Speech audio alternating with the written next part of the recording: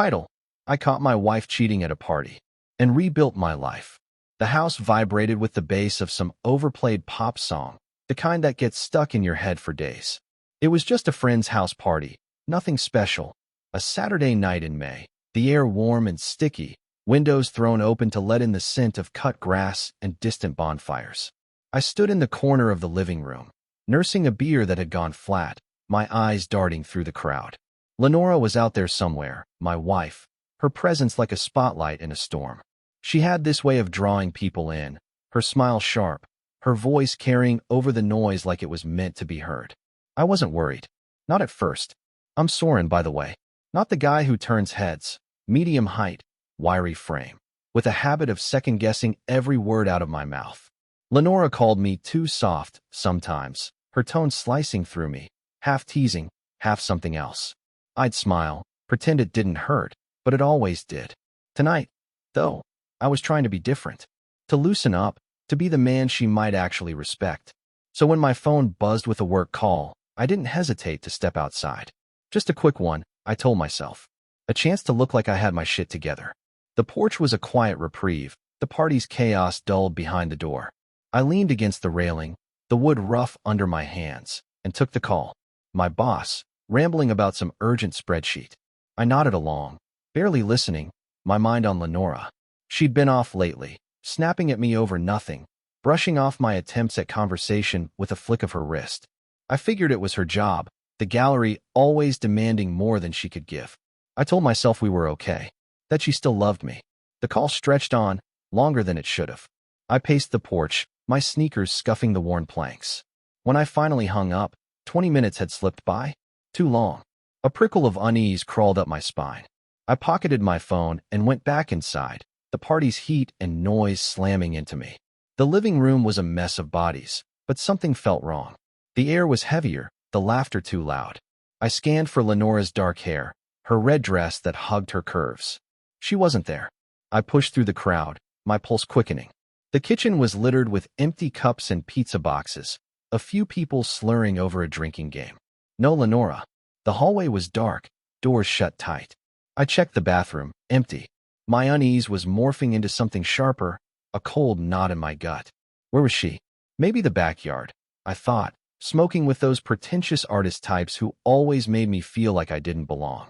But the patio was just a couple of strangers sharing a vape. No Lenora. Back inside, panic started to claw at me. I tried to reason it away. Maybe she'd left early, felt sick. But her purse was still on the couch, her phone inside. She'd never leave without it. I grabbed another beer, my hands shaky, and told myself to calm down. I was overreacting, like always. Lenora would roll her eyes, call me a worrier. I could hear her now, that cutting edge in her voice. Jesus, Soren, can't you chill for once? Then I saw it. A flash of red through the sliver of an open door down the hall. The guest room. My stomach lurched. I don't know why I didn't call her name. Maybe I didn't want to know. I moved closer, my steps silent on the carpet. The door was cracked just enough to see inside, and that's when everything shattered. Lenora was there, pinned against the wall, her arms wrapped around a man I didn't recognize. His hands roamed her body, her lips locked on his, and the sound of my own breathing was all I could hear. The beer slipped from my hand, hitting the floor with a dull thud, but I didn't move. I couldn't. The nightmare had begun. The hallway seemed to shrink around me, the walls pressing in as I stood there, staring through the gap in the door. Lenora's soft gasp, the kind she hadn't made for me in years, sliced through the distant hum of the party. The man's hands were on her hips, pulling her closer, and her fingers tangled in his hair, hungry, alive. It wasn't just a kiss, it was everything I wasn't. My chest burned, like someone had poured acid inside me.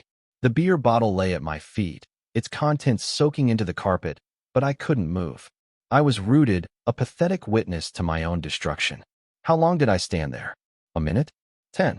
Time blurred, each second stretching into a lifetime. My mind was a storm. Flashes of Lenora's smile, her voice promising forever, colliding with this betrayal. Who was he? Some slick gallery curator? A model from one of her exhibitions? He was tall, broad-shouldered, with that effortless confidence I could never fake. The kind of man Lenora would smirk about, saying, "He's got presence, Soren. You should try it sometime. Her words echoed now, each one a fresh wound. I stepped back, my legs unsteady, like the floor was tilting. I couldn't watch anymore, but I couldn't confront her either. Not yet. The thought of facing her made my stomach twist. She'd turn it around, make me the villain. She always did.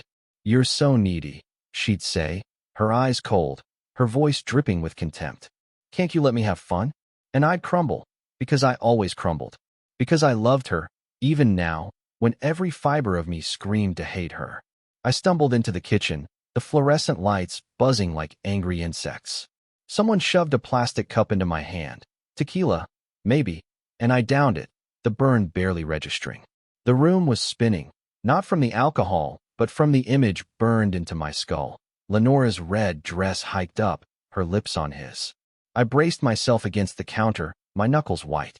I wanted to scream, to break something, but all I could do was stand there, shaking, while the party carried on like nothing had happened. Her purse was still on the couch. I don't know why I went back to it. Maybe I needed proof, something to make this real. My hands were clumsy, fumbling with the clasp. Her phone was inside, the screen glowing with a notification.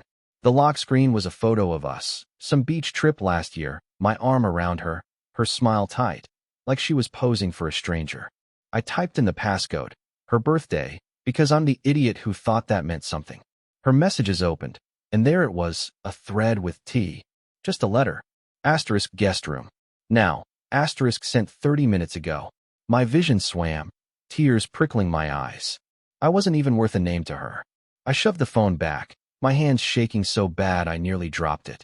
The living room was a blur of bodies, laughter, flashing lights. No one noticed me, the guy falling apart in the corner. I sank onto the couch, my face wet, my breath hitching. I tried to wipe my eyes, to hide it, but the tears kept coming.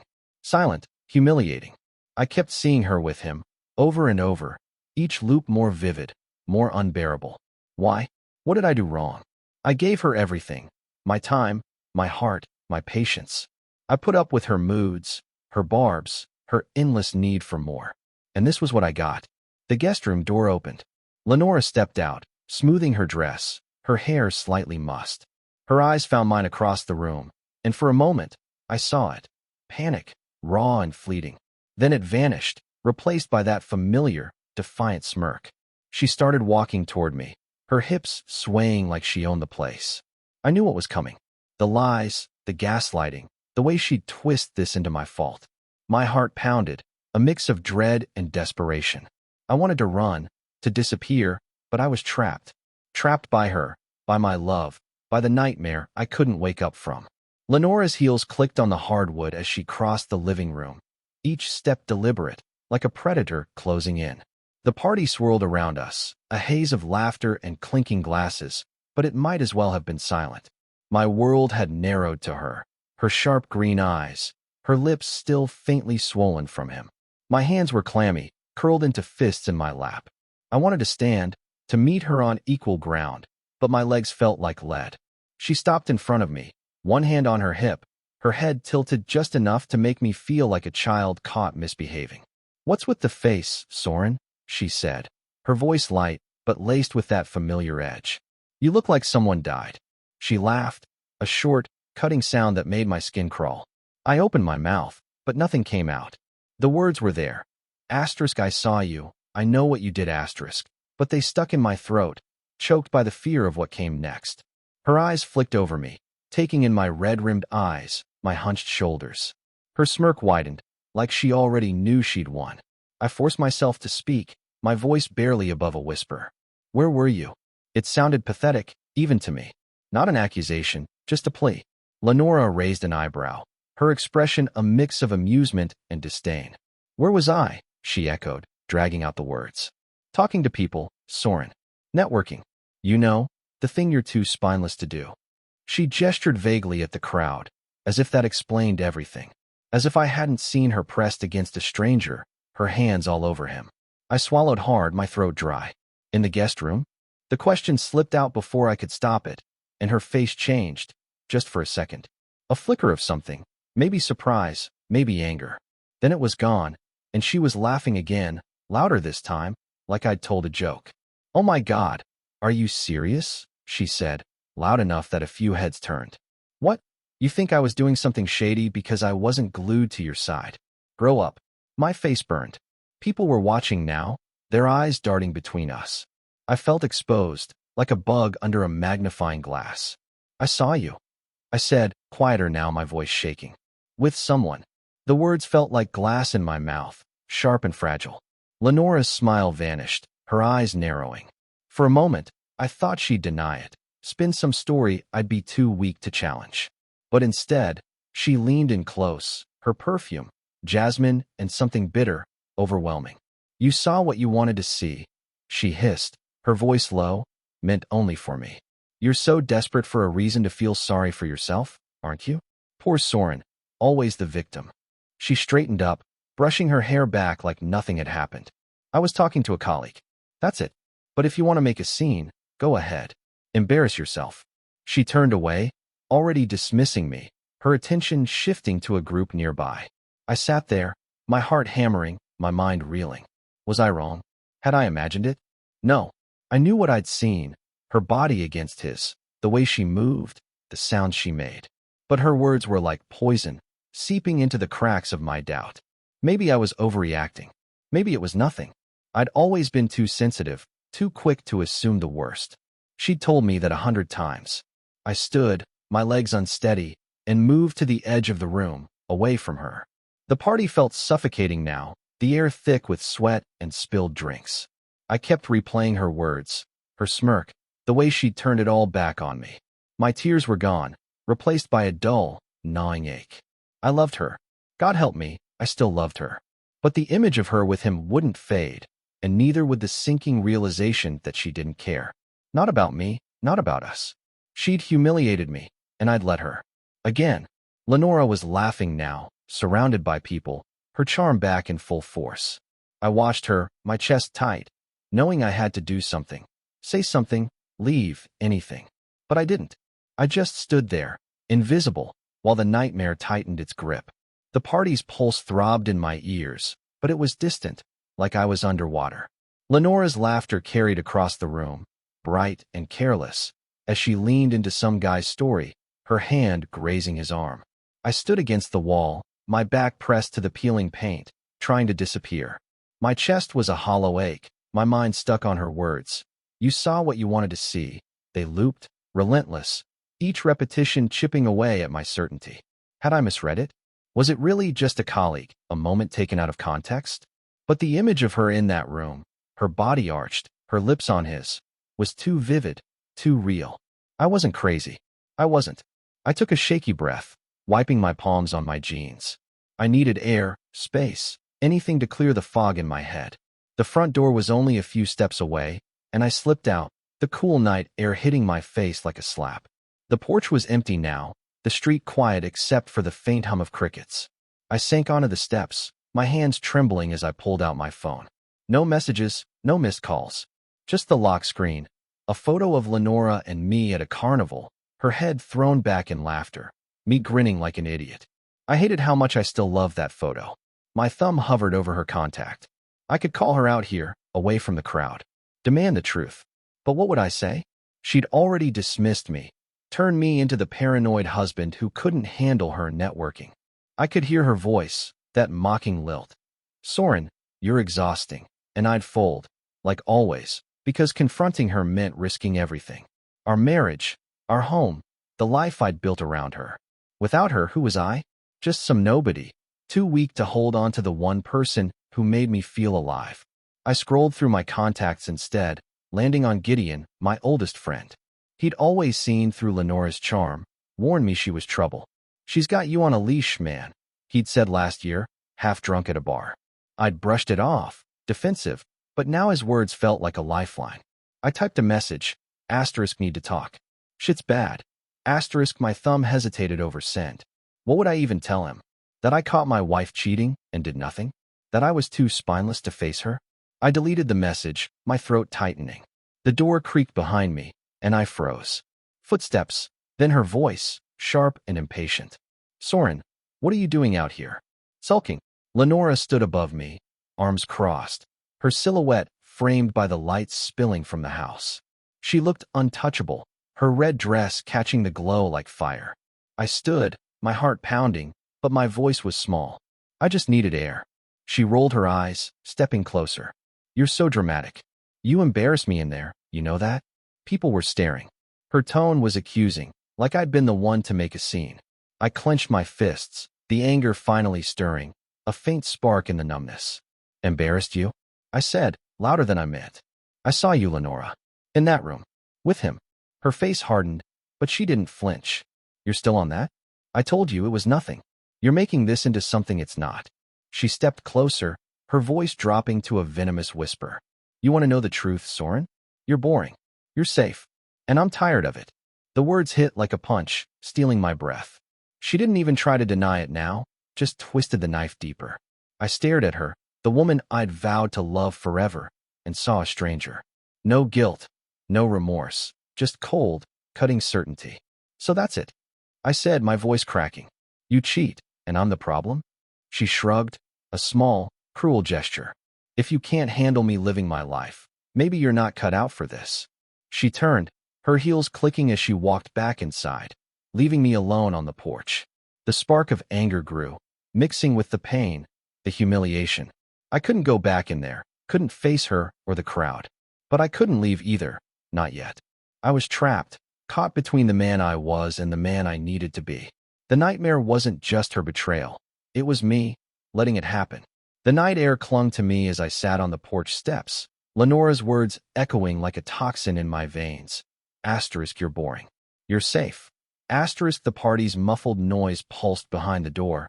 But out here, it was just me and the weight of her betrayal. My hands shook, not with tears now, but with something new, resolve. I'd spent years bending to her will, shrinking to fit her world. But standing there, staring at the streetlights flickering in the dark, I felt a shift. I was done being her punching bag. I pulled out my phone again, this time without hesitation. I texted Gideon, asterisk caught Lenora cheating. I'm done. Can I crash at your place? Asterisk the reply came fast. Asterisk hell yeah, man. Get out of there. Asterisk I stood, my legs steadier now, and walked to my car parked down the street. Lenora's purse, her phone, her lies, I left them all behind. The drive to Gideon's was quiet, the city lights blurring past. For the first time that night, I could breathe. Gideon's apartment was a mess of takeout boxes and old records, but it felt like a sanctuary. He didn't ask for details, just handed me a beer and said, "You're better off, Soren. Trust me." We talked until dawn, not just about Lenora, but about everything I'd buried, my dreams of writing, the way I'd let her dim my light. Gideon listened, his gruff honesty grounding me. "You're not boring," he said. "You're loyal." And she didn't deserve that. The next morning, I called a lawyer. It wasn't easy. My heart still ached for the Lenora I thought I knew, but I wasn't going back. The divorce papers were drawn up within days. Lenora didn't fight it. She sent one text, "You're making a mistake." I didn't reply. Instead, I packed my things from our apartment, leaving behind the photos, the memories, the version of me who'd begged for her approval. I moved into a small studio, just a bed and a desk, but it was mine. For the first time in years, I felt unburdened. I started writing again, something I hadn't done since Lenora mocked my little stories. Words poured out, raw, messy, real. I joined a local writers group, nervous at first, my voice shaky as I read my work. But they listened, nodded, offered feedback that didn't cut me down. One woman, Mara, with kind eyes and a quiet laugh, lingered after a meeting to talk. "Your story's got heart," she said. "Don't stop." It wasn't flirtation, not yet, but it was connection, something I hadn't realized I'd been starving for. Months passed, and the pain of that night dulled, replaced by something stronger. I wasn't just surviving, I was rebuilding. My first short story got published in a small literary magazine, and the group threw a celebration at a dive bar. Mara was there, her smile warm as she raised a glass to me. "To Soren," she said, "who's finally seeing his own worth." I laughed, my chest light, and clinked my glass against hers. For the first time, I believed it. Lenora faded to a footnote. I heard through mutual friends she'd moved on, chasing her next thrill. I didn't care. She'd been a storm, tearing through my life, but I'd found solid ground. I started running in the mornings, the rhythm of my steps matching the new rhythm of my days. I wasn't the man I'd been at that party, paralyzed, pleading. I was Soren, flawed but trying, learning to stand tall. One evening, Mara and I walked through the park after a writing session, the air crisp with fall. She talked about her poetry, her voice soft but sure, and I realized I was smiling, really smiling, without forcing it. You ever think about starting over? She asked, her eyes searching mine. I nodded. I already have.